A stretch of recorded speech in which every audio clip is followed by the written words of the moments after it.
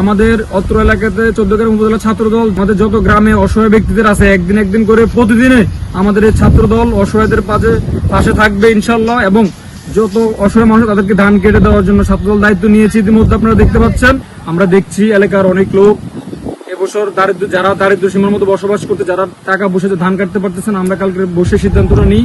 আমাদের অভিভাবক উনি আমাদেরকে বলেন মানুষের পাশে দাঁড়ানোর জন্য, সেক্ষেত্রে আমরা মানুষের পাশে দাঁড়িয়েছি। ছাত্রদল সবসময় মানুষের পাশে থাকবে। সাবেক সফল সভাপতি বর্তমান বিএনপির আহ্বায়ক জনাব কামরুল ভাইয়ের নির্দেশে আমরা গরিব ও হতদরিদ্র একটি অসহায় পরিবারের ছাত্রদলের পক্ষ থেকে ধান কেটে দেওয়া হচ্ছে। আমাদের সকল নেতৃবৃন্দ এখানে আছে। আমরা একটি পরিবারের জন্য ধান কেটে দিচ্ছি। তাদের ধান পেকে ঝরে যাচ্ছে, তারা কাটতে পারতেছে না।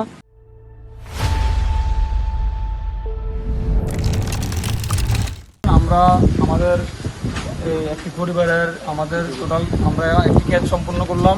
ইনশাআল্লাহ আমরা অতীতের মতো ভবিষ্যতে এভাবে ছাত্রদল প্রতিটা ফ্যামিলির পাশে থাকবে।